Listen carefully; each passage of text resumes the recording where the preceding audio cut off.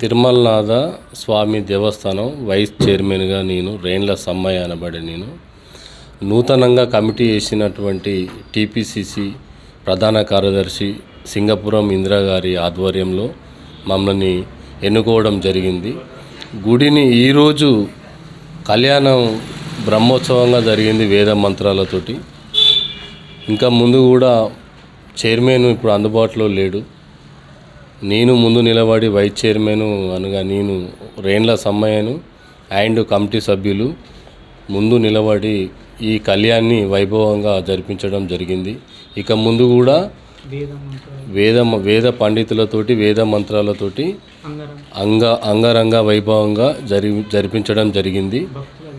భక్తులు కూడా అధిక సంఖ్యలో కూడా చాలామంది భారీ ఎత్తున వచ్చినందుకు అభినందించాం వాళ్ళని.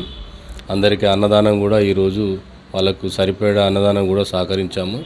ఇంకా ముందు కూడా శ్రీరామనవమి కూడా దీనికంటే పెద్ద ఎత్తున భారీ సంఖ్యలో దేవుణ్ణి ఇంకా డెవలప్మెంట్ చేసి బాగా చేయాలని చెప్పనని కోరుకుంటున్నాము. తిరుమలనాథ దేవస్థానంకు సంబంధించినటువంటి విగ్రహాలని కోనేరు అనబడేది 2 హాస్టళ్ల మధ్యలో గుడి ముందు ఆవరణలో ఉంటుంది. దాంట్లో స్నానం చేయించిన విగ్రహాలని తీసుకొచ్చి కళ్యాణం వైభవంగా ఇంతకు ముందు చేసేది. ఇప్పుడు ఆ పరిస్థితి ఇప్పుడు లేకపోయింది.